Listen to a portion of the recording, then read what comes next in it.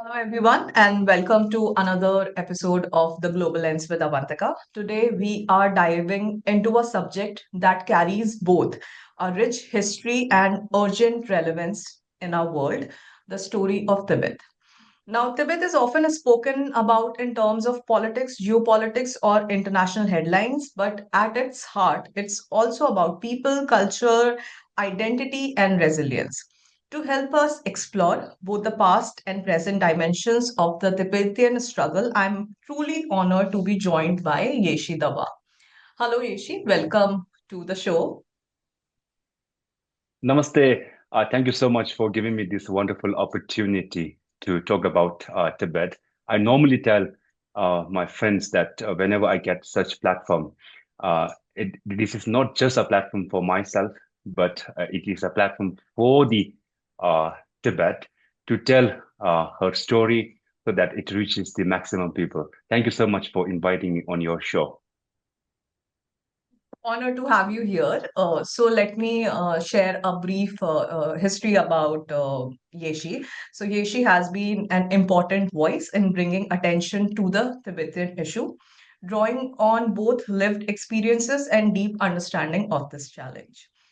From historical displacement to today's human rights, cultural preservation, and environmental concerns. He is also currently working with 108 Peace Institute as a researcher. So, together, today we'll talk about the Tibet that once was, the Tibet that continues to inspire, and the Tibet that lives on in the hearts of its people today.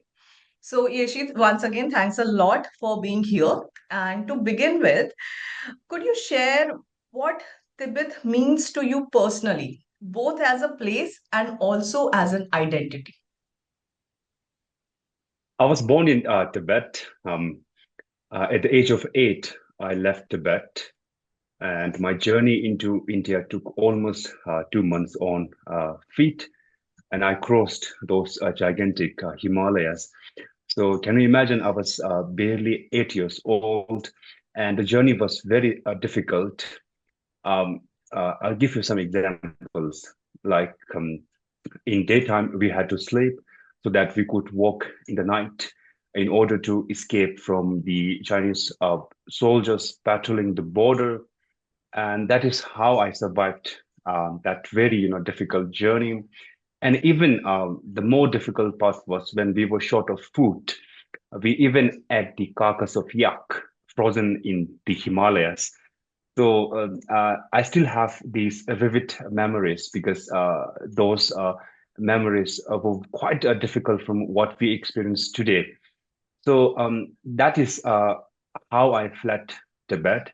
But Tibet for me is a country that represents a rich civilizational um, culture. At the same time, it also it gave me a great opportunity to become what I'm today. Because I did my studies from Tibetan home school in Missouri in India, then did my college studies, and I'm currently working with the 108 Peace Institute as a researcher. So when I look back in hindsight, uh, had I stayed back in Tibet, I would have uh, become a different than what I'm today. I could have become a puppet of the Chinese government. So in that sense, I feel very privileged to be a part of this country, which had unfortunate incident in the history because China occupied Tibet. But at the same time, um, I'm still doing my best, and I'm also representing Tibet at various levels. So in that sense, I feel very privileged to be a Tibetan, and I also have this big responsibility to work for my community and for my cause. So in a short way, I can say that Tibet for me means a lot of responsibilities, not just representing Tibet, but to work more for Tibet. So that is what Tibet really means to me. Okay, so why did you and your peer group choose to not stay in Tibet when it was occupied, taken over by China, and move to India? See, China occupied Tibet in 1951 when they forced our delegation to sign the so-called 17-point agreement. Then in 1959, when the Chinese Communist Party tried to capture His Holiness the 14th Dalai Lama by inviting him to a theatrical show, and the plan was very clear that they would like to capture him so that they thought that they could silence the voice of His Holiness the 14th Dalai Lama. But the Tibetans around His Holiness the 14th Dalai Lama back then thought it is a big trap. So they resisted and they requested His Holiness the 14th Dalai Lama to not visit that theatrical show. And His Holiness also sought oracle prophecy from the state oracle Nechung. And after all these culminated efforts, and then His Holiness decided to flee Tibet. And along with His Holiness the 14th Dalai Lama, there were more than 80,000 Tibetans who fled Tibet. So in 1959, His Holiness left Tibet and sought refuge in India under the leadership of Pandit Jawaharlal Nehru. Then His Holiness started re-establishing the identity of Tibet in India. So if you look at Tibetans in India today, we have a very vibrant community, and we have more than 60 plus Tibetan schools in India, which are directly run by our government in exile, subsidized by the government of India.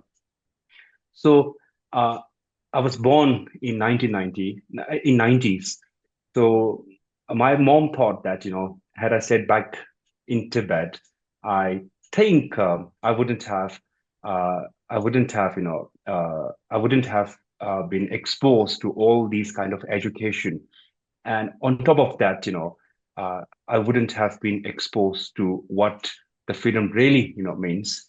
So in India, all the Tibetans who fled Tibet and their children born in India are now enjoying the true freedom in India because India is the largest democracy in the world. So we have that privilege. But the situation in Tibet is very critical. So this is not this is not what we look from outside. But if we really talk to the Tibetans living inside Tibet, the story that they tell us is very heart touching, at the same time very saddening. So that's why if we look at the scenario, then my mom decided that I should be sent to India to get better education. So this is how most of the Tibetan parents planned about their children back in those days. So that's why all the Tibetan children who fled Tibet were given a complete education in India under the leadership of His Holiness the 14th Dalai Lama. So also, we would take few of those examples also of the current situation of the people who are still there. But before that, if we look back, what were some of the defining moments in Tibet's modern history that has shaped its current reality? If you look at Tibet's modern history, Tibet was an independent nation, and Tibet also acted as a buffer zone between India and China. And one point that I would like to make it very clear here is that India never shared border with China. India shared border with Tibet. And if you look at Indian Tibet border back then, the border soldiers stationing there was very minimal. But if you look at today, the situation is completely different. After the Galwan incident back in 2020, the government of India has positioned more than 50,000 Indian soldiers at the border. And the government of India is also spending lots of money on border infrastructure. So, had Tibet been an independent nation today, India wouldn't have to spend all those monies, and they can spend all these monies to the different levels of developments within India. So that is number one. And if you look at the modern history of Tibet, Tibet was an independent nation with, so many evidences. I'll give you one example that is very, very important. If you look at the 1934 National Geographic magazines of all the independent uh, countries in the world, they featured all the flags of the independent nations in the world. And Tibet's national flag was there in the National Geographic magazine of 1934, way ahead of India's national flag. At the same time, China's national flag. So that is one example. Another example that we have is when the government of India invited Tibetan delegation for the Asian conference held in New Delhi in 1947. Uh, the Tibetan government represented there with our national flag in front of the podium. So these are the few examples that clearly shows the independence of Tibet. But unfortunately, the Chinese government neglects all these historical evidences. At the same time, they distorts the very fabric of history. So this is the reality that we are living in, because China's investment in producing propaganda is very strong. So for Tibetans in diaspora, it is very difficult to challenge China's propaganda machinery.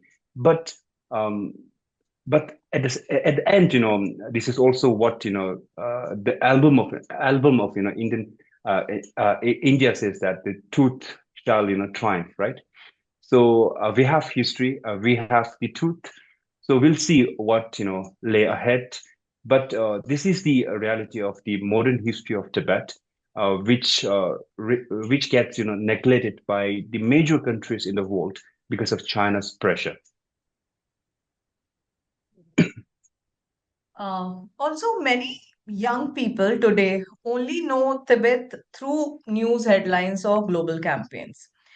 What do you think they should understand about Tibet's history that's often overlooked? Though you explained quite a bit, but anything else that you would like to add on? If you look at Tibet from outside, right, it is very difficult to understand what is happening inside Tibet, because China censors everything that is, coming out of Tibet to international fora and platforms. That is very, very clear. And a few examples, you can't even keep a portrait of His Holiness the 14th Dalai Lama in your home. Can you imagine? This And will, instead, uh, you have to, yeah, yes. you have to, give a portrait of, Chinese leadership, including Xi Jinping, Mao Zedong, Deng Xiaoping, Jiang Zemin, in your home. So this is the harsh reality happening in Tibet. At the same time, uh, if you really wish to understand what is happening inside Tibet, just look at 157 Tibetans who have self-immolated themselves for the cause of Tibet. Mm. And I always tell it very, I always tell it very uh, with with lots of sorrow inside within me, because if you pin if even if you try to pinch yourself, how would you feel it?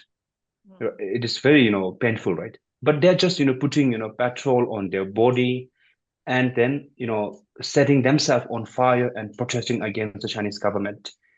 And I'm not sure whether it is correct or not, but this is also, I call, a form of satyagraha movement happening in Tibet, because number one, you are fearless, and number two, you are not producing harm to others, but you are just sacrificing yourself for the cause of cause of Tibet. So there are 157 Tibetans who have self-immolated. So if Chinese government is doing very well in Tibet, why would they self-immolate themselves? That speaks a volume about the harsh realities happening in Tibet.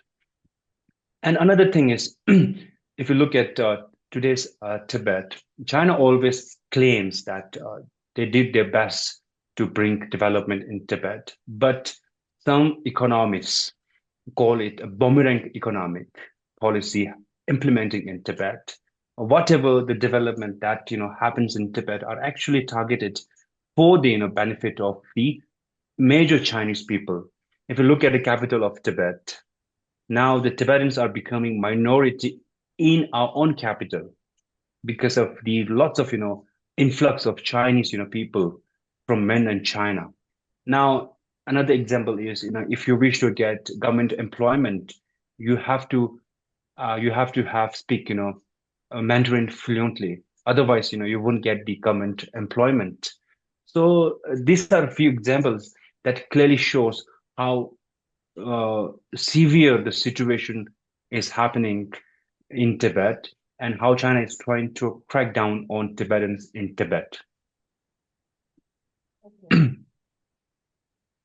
So coming back to your own journey, though we discussed a bit about your journey where you mentioned how it took 2 months to move to India, anything else that you would like to tell us about probably the resistance that you saw around you, also the inspirations that you had around you in Tibet, which led you to be what you are today? Sure. Back in Tibet, when I was there, I was very ignorant about what was happening around me, and so I was very, very ignorant about anything at all. And can you imagine when I arrived in India, in Dharamshala in particular, Hmm. we were received at the reception center in Dharamshala, Which and the year next was day they this? told us that was Which in year? 1999. 1999. Okay, okay. 1999. Mhm. So the very next day, they told us that tomorrow we would have an audience with His Holiness the 14th Dalai Lama. Hmm. And then we went to the residence of His Holiness the 14th Dalai Lama in an audience room. When His Holiness the 14th Dalai Lama started entering the room, Tibetans around me, right, started crying. And I thought, oh, why were they crying? And I Hmm. did not have any information about who the 14th Dalai Lama is and the significance of the significance of His Holiness the 14th Dalai Lama. So I was Hmm. that much ignorant about my own course. So everything that I know today happened in India, and I always feel very thankful for the government of India and her people for providing us this wonderful opportunity. So for that I always remain indebted to all the people of India. So so that now see when I look back Hmm. in my look back my days, my years in Tibet, right? uh, had I been bit, alert about everything happening in Tibet, I would have gleaned so many things about China's, harsh policies in Tibet. Unfortunately, I failed in that, part because I was very ignorant. But, today I feel very inspired by all the, Tibetans who are sacrificing their, livelihood for the cause of Tibet. And Hmm. I told you, right, there are 157 Tibetans who have self-immolated. These are the known cases, and there are many Tibetans whose cases were not, publicized or not, known to the whole world.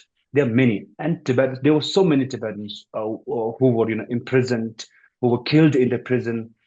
So if I look at all these, situations, I feel like, I have a bigger responsibility because I live in a free country, so that I have this freedom to speak about Tibet and to work for the cause of Tibet. So the situation in Tibet and the Tibetans having these kind of difficulties really inspired me a lot. And I'll give you one last example. Back in 2007, when a group of Tibetans were trying to free Tibet, the Chinese soldiers patrolling the border, right, shot one of them from Okay. distant.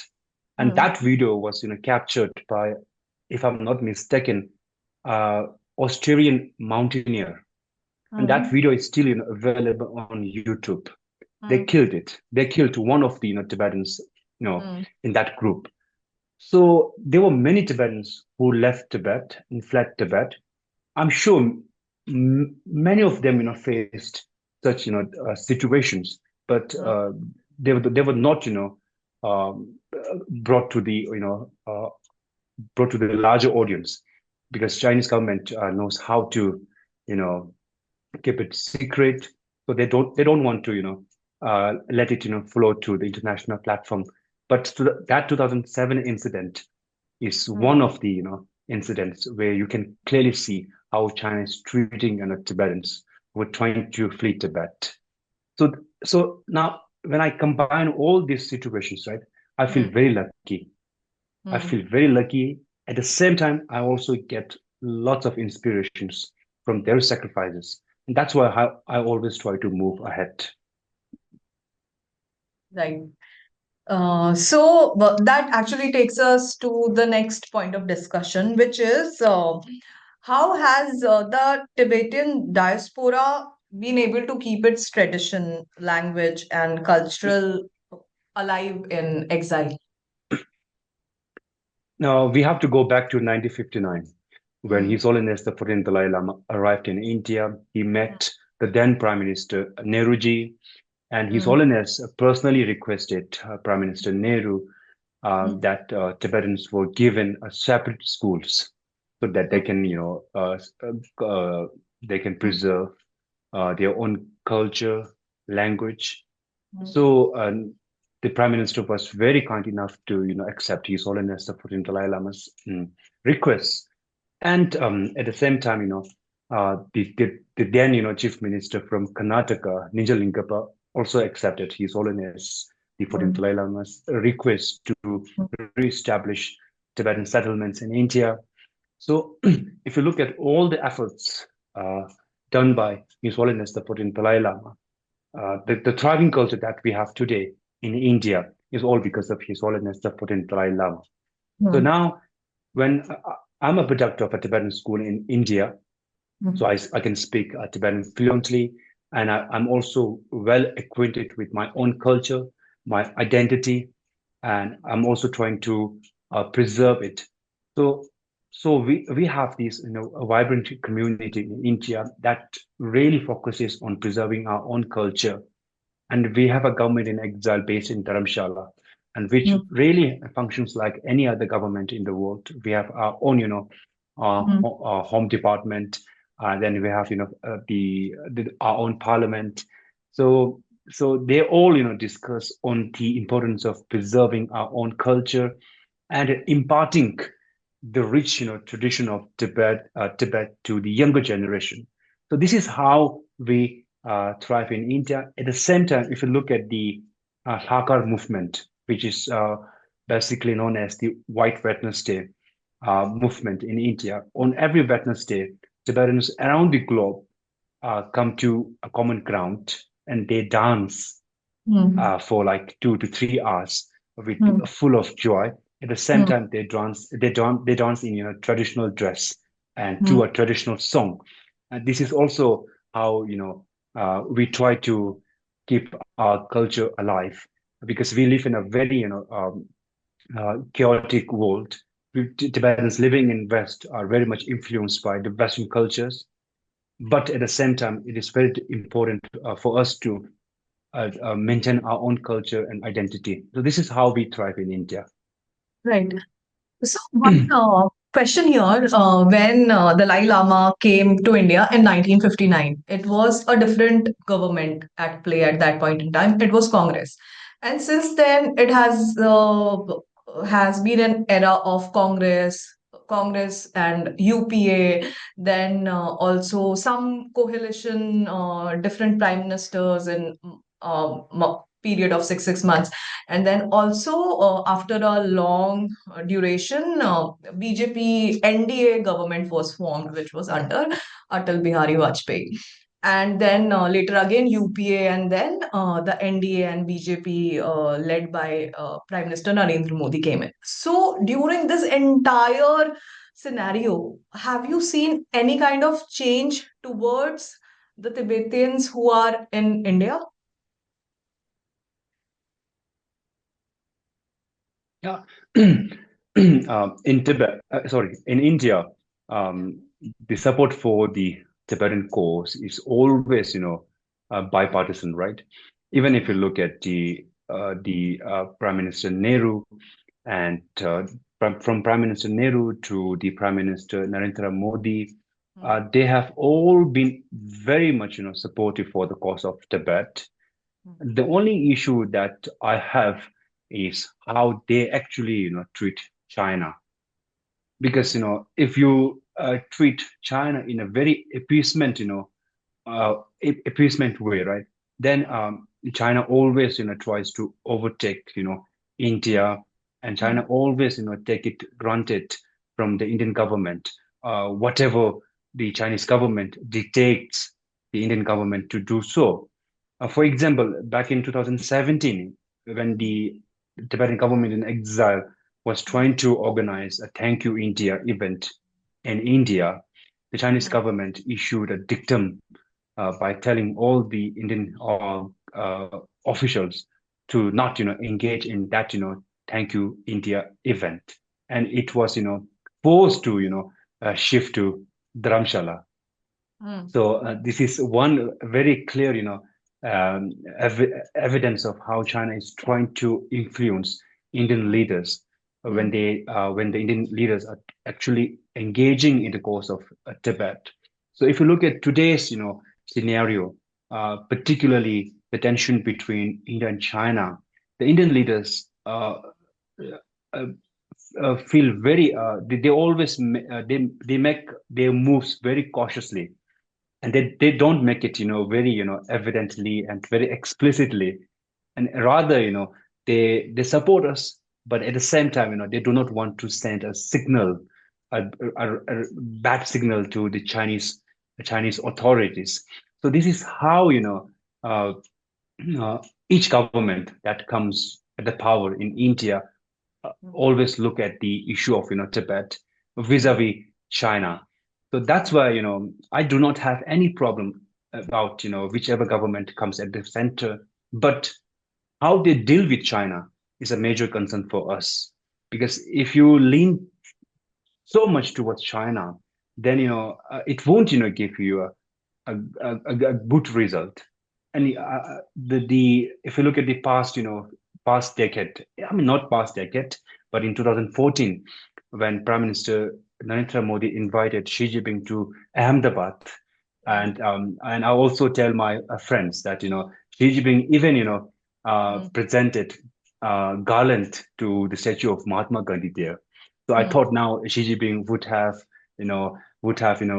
gleaned a sense of peace, but mm, that never happened.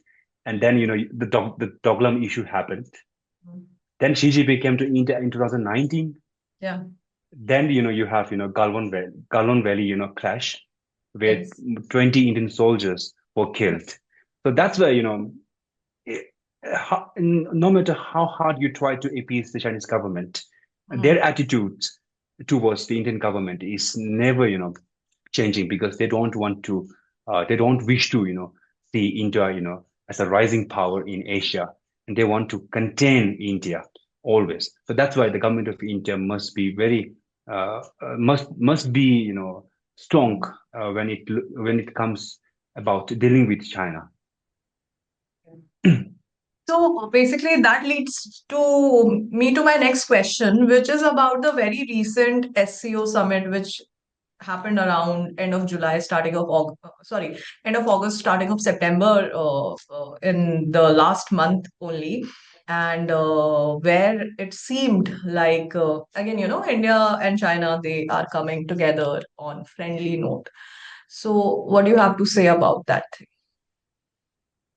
As a student of international politics, international relations, and political science, we have been taught uh, a very important statement, that is, there's no permanent friend At the same time, there's no permanent foe or enemy. So that is a very practical, mm, a knowledge, being implemented in today's world. mm, So no country is, no country is always a friend to any other country because it is all about a national interest, right? And mm, the president of United States of America, Donald Trump, imposed 50% tariff on India. That became a major problem for mm. the Indian government. Yeah. So to deal with it, and I can't say it with surety, but Prime Minister Modi's visit to SCO in Beijing, sorry, Mm, not in Beijing, in Tianjin, right? mm, Uh, the scholars and the sinologists and the China experts call it a gesture towards the American government. It is more or less like saying, we can, we can have a regional cooperation even with the bigger countries like China. mm, So I don't know how, what kind of message it really sent to the United States, mm, but we all know that even after 50% tariff on Indian government, then we have the issue of the visa, right? Visa for the yeah, tech companies. So yeah, then the Commerce Minister of India went to United States. So we will have to wait and see how these developments really shape the relationship between India and US. At the same mm, time, India and China, because mm, India has to maintain a very stable relationship with China. At the same time, the USA plays a major role. So the government of India is doing very well when it comes to dealing with the international, platforms.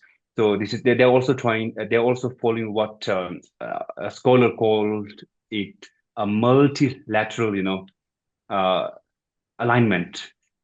yeah. So I think it is a gesture to the United States of America. That's all, and we'll see what happens ahead. We never know what is coming up and what happens next. Right, right. So now the most important point of discussion, which is, of course, about the Dalai Lama.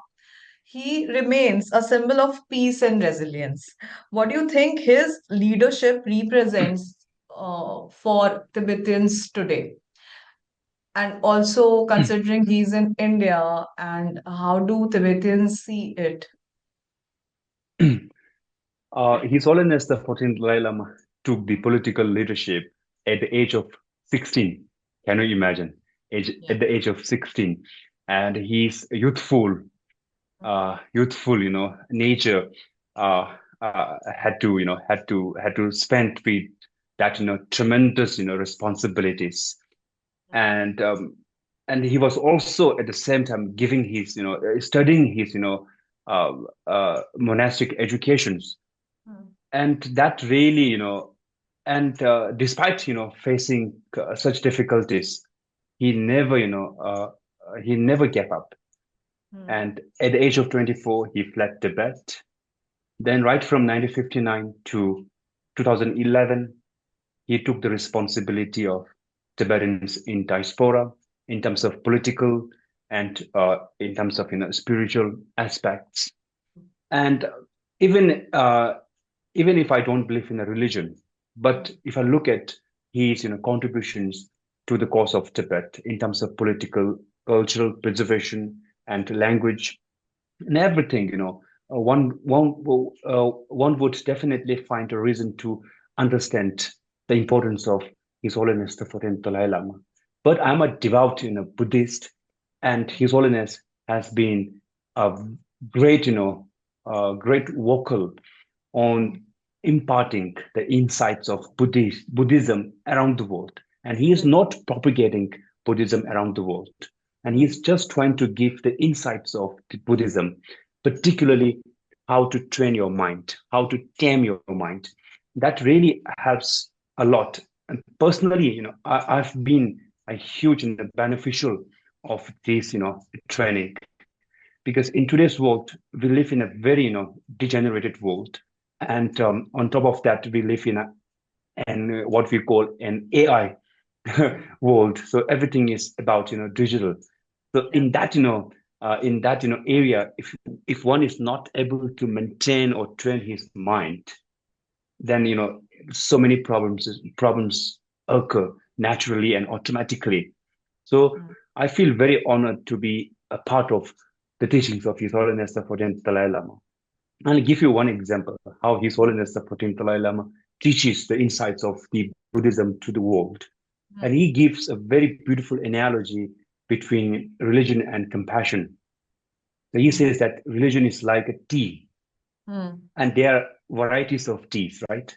Some mm, teas are sweet, some mm, are salty. So there are so many different religions, right? But His Holiness says that we can live without tea, but we can't live without water. And water is the basic component of tea. So water is like a compassion, and religion is like a tea. Now you choose. mm, Right from our birth, mm, we were given, we were, brought up under a very compassionate, mother. mm, And so, even if you live in so when we live in this world, so the compassion matters the most. So this is how, His Holiness talks about the importance of love, kindness, compassion, because every religion talks about these three, basic, tenets. But the problem that we see in today, the war happening in more than, 72 countries around the world, are all because of, misunderstandings and ego and ignorance. Now, it is our duty to impart all these, important, teachings and understandings to the younger generation when they grow up, right? When they take the responsibilities, they become more sensible. But it is quite difficult to implement all these teachings. But even if we implement 10% of what we learn every day, what we, uh, I think the world would have been a different place today. mm. Right, right. So also there is a growing attention on Tibet's environment, which is often called as the third pole. So how important is this ecological aspect to Tibet's global relevance? Um, Tibet, Tibet is known as the roof of the world because Hmm. of its a plateau. And at the same time, Tibet is also known as the third pole after Antarctica and Arctic Right. because Tibet has more than 46,000 glaciers. Hmm. And if you look at the Antarctica and Arctic, they have glaciers, but when they melt, they go into, sea and ocean, and which is not drinkable. But if you look at the glaciers in Tibet, when they melt, they go into rivers. And Tibet is the source of 10 major rivers in Asia, right from Brahmaputra to Indus. And Indus, the cradle of Indian civilization, also flows from Tibet and Brahmaputra. All these major rivers are actually flowing from Tibet. So, in terms of ecological, significance, Tibet plays a very important role. And now Chinese government is trying to manipulate and uh, you know uh, they want to control everything in Tibet for the betterment of their own development. Now China is trying to they have already implemented putting a dam on Brahmaputra, bigger than three gorges dam. And Hmm. if they succeed, I Hmm. think the downstream countries will have major problems.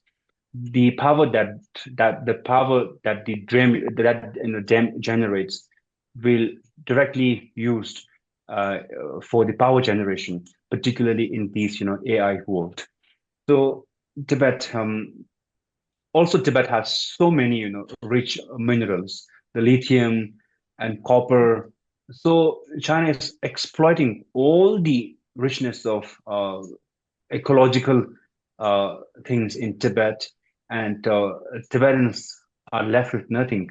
But the that is how China is actually trying to exploit Tibetan environment. So the Tibet environment is actually a cash cow for the Chinese government. That is very clear. Okay, okay. Also, in terms of human rights and freedom of expression, what are some realities people outside Tibet need to be more aware of? What do you think about it? If you look at the Freedom House Index, Huh. I think Tibet has been listed as the least freed country in the world for, I think, 5 or 6 years consecutively. Can you imagine? Even a least freed country, and we were listed under Syria and North Korea. Mm. So this is how Freedom House Index looks at the situation in Tibet. So that is number one. And the second point that I would like to speak here is um, all the happenings in Tibet that we don't really know from outside are actually worse. I told you in the month of July this year, when His Holiness the 14th Dalai Lama turned 90th, a Yeah. Tibetan singer called Asang, who Mm-hmm. did a cover song Mm. titled "The Prince of Peace," and he Mm. was imprisoned. Can you Mm. imagine? So you can't even say a word that has a significance of His Holiness the 14th Dalai Lama, that has a Mm. significance of freedom, Mm. peace. Mm. So so this is how Tibetans in Tibet are Mm. living under fear and hoping for freedom and hoping for the return of His Holiness the 14th Dalai Lama. They would like to see their, guru. Yeah. And they would like to have teachings from His Holiness the 14th Dalai Lama. They have been waiting His Holiness the 14th Dalai Lama for more than 7 decades. Mm. And now you can understand the pain that they undergo. Yeah. So this is the reality that is happening in Tibet, and Mm. which seldomly gets Mm. international attentions. For example, that BBC journalist Mm. who was in Tibet in the month of Mm. July this year. So they Mm. interviewed some of the monks, and Mm. they were crying and telling about the pain that they face and feel in Tibet. So Right. we need more, attention from the international community so that, the the harsh reality would come out. Right. So also, how do you feel international advocacy for Tibet is stronger today, or has it faded compared to earlier decades? Where do you see this as in today's scenario? Um, to answer this question, I think I would say that it is quite unlike the advocacy that we received in 1970s, 80s, 90s. Hmm. Because if you look at those years, His Holiness the 14th Dalai Lama was traveling around the world. Right. And each visit gathers almost like more than 20, 30 thousand people. Hmm. It is because of His Holiness the 14th Dalai Lama's unflagging, um, uh, untiring work for the cause of Tibet. Tibet gathered. Tibet was able to gain international attentions. And even in 1989, when His Holiness the 14th Dalai Lama received Nobel Peace Prize, Tibet's issue became international. Then after 2011, then when His Holiness started, lessening, his travels abroad, um, I think the advocacy for the cause of Tibet at international flora became quite less. But our government in exile, we have a secular leader who is doing very well for the cause of Tibet, and so we were able to gain international attentions. Uh, for example, the U.S. government has Hmm. passed four major laws on Hmm. Tibet. The latest one was passed in 2020, 22, if I'm not mistaken. Then see, we have all these, major laws passed by the government of United States of America. Now, in recent memory, the Netherlands government has passed a resolution regarding the reincarnation of His Holiness the 14th Dalai Lama. So we are coming back and trying to get the momentum that we had back in 1970s, 80s, 90s, right? So we are actually coming back to, gain, that momentum back to, back to the course of Tibet. So we are doing quite well. And the other thing is, if you look at today's world, Mm. the international platform is very much, occupied by different issues, right from Gaza to Yeah, Palestine. Then you yeah. have, North Korea. Mm. So even if a person has to give, attention to an issue, he or she has to look at so many issues, right? Yes, yes, So absolutely. in that, cluster of issues, right? Mm. The Tibet issue should, should be, risen above all others. And we for that, we have to do a lot. We have to do a lot of, works. Right. Understood. So now we will just take few personal questions. Uh, so first, on a personal note, what has inspired you most in the Tibetan journey of resilience? As I told you, as I Mm, spoke earlier, right? mm, Whatever I am today is all because of His Holiness the 14th Dalai Lama and mm, the government of India. For that, I always remain, indebted. And when I look at His Holiness the 14th Dalai Lama, he is in 90s. He has promised us that he would live up to 113 years. Even in his 90s, he is still giving an audience to more than 500 devotees every weekdays. Can you imagine? mm, So he doesn't have holidays like mm, we do, and he still keeps mm, on working for the cause of Tibet. Whenever he meets Indian officials and Indian mm, audience, he always tells them the importance of ancient Indian wisdom, and he proudly says that he's a son of India, mm, and his mind is uh, inspired by the Nalinta-based Buddhist tradition, and his body is nourished by Indian dal and chawal. mm, So he says that he is a proud son of India. mm, That's why he's trying to promote the ancient Indian wisdom around the world.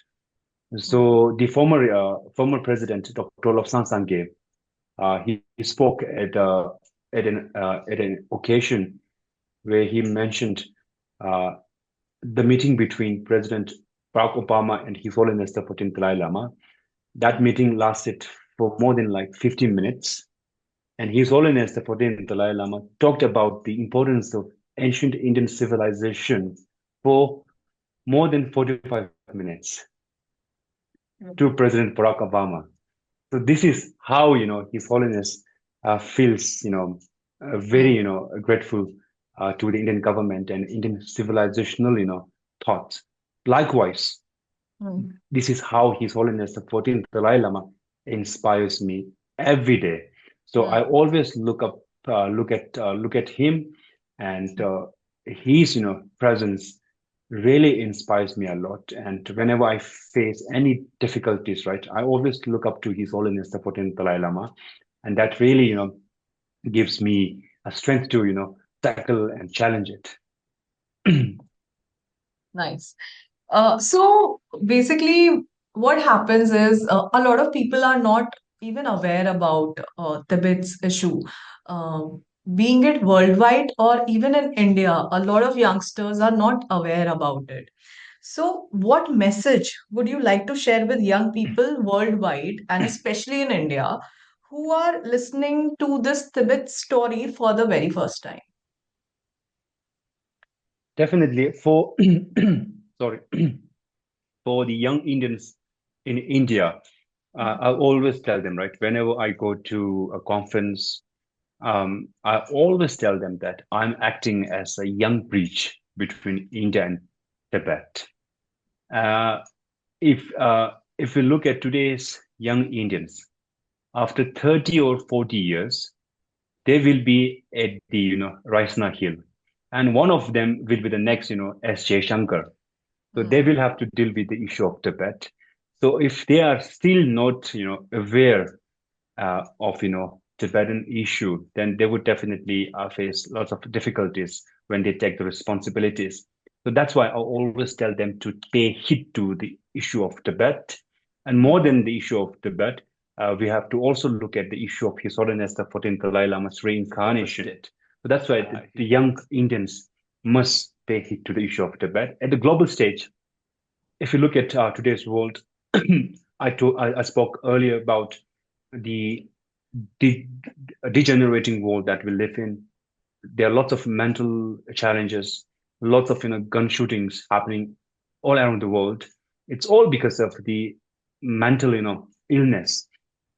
Yeah. So the Tibetan Buddhism actually talks about tackling the mental illness, how to train your mind. So if you look at the Western countries, they already started implementing different courses like mindfulness training centers